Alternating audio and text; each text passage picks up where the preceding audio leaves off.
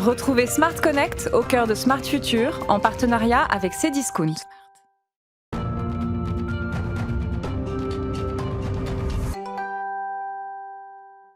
Cette semaine encore, on plonge dans l'univers du commerce digital. Romain Ogiela, CEO de ShipUp, est avec nous. Bonjour. Bonjour. Merci Romain d'être avec nous. ShipUp, c'est une technologie post-achat pour les e-commerçants.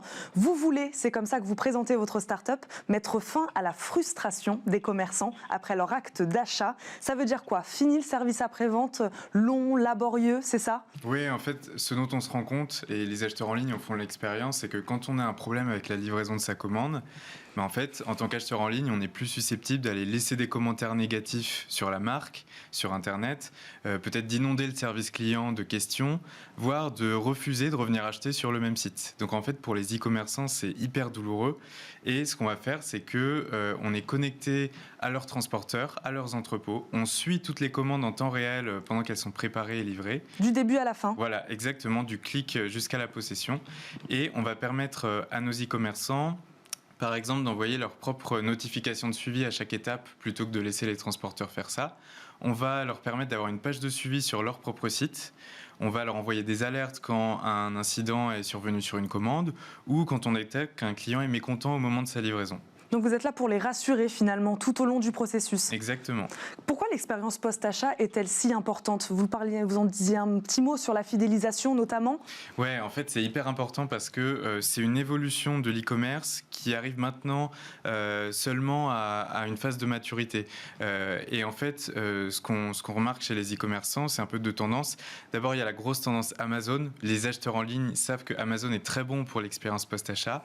Amazon fait peur aux autres e-commerçants, donc nous, on leur permet justement de s'aligner au moins sur ce point-là qui est l'expérience post-achat, là où ils ne pourraient pas forcément faire la compétition contre Amazon sur les prix. Mais ça, c'est un élément sur lesquels on peut, sur lesquels on peut les aider.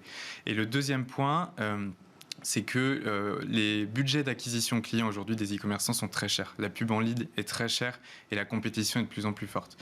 Du coup, ça coûte très cher de gagner un client qui ne reviendrait pas, qui n'achèterait qu'une fois.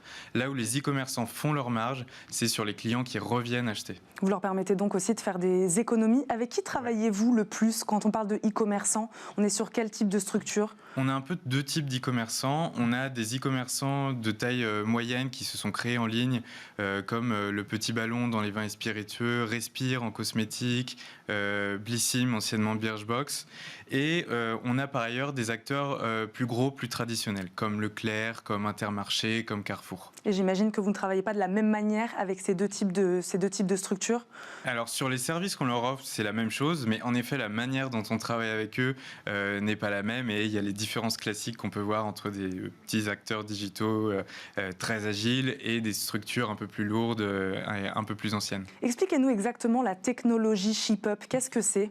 Alors en fait, ce qu'on va faire, c'est que lorsque on travaille avec un nouvel e-commerçant, on se connecte à ses entrepôts et à ses transporteurs.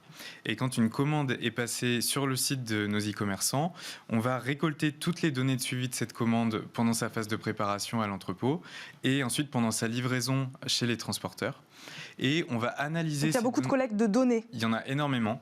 Et on analyse ces données en temps réel parce que les données de suivi ne sont pas des données très propres et structurées. Les livreurs font des erreurs, il y a des doublons, il y a des suivis qui sont illogiques quand on essaie de comprendre ce qui s'est passé. Donc nous, on analyse ces données pour essayer d'identifier tous les moments importants, tous les moments à risque dans la vie d'une commande.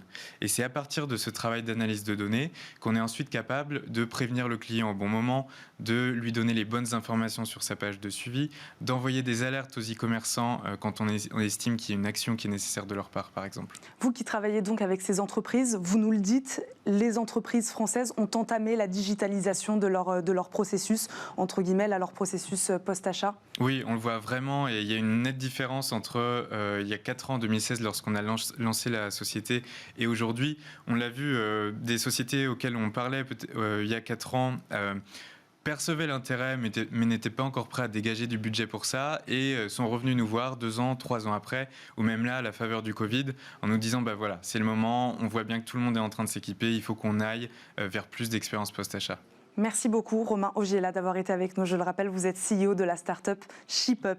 C'est déjà la fin de cette première partie d'émission. On marque une courte pause et on se retrouve tout de suite avec un débat passionnant autour des mobilités de la ville de demain. À tout de suite.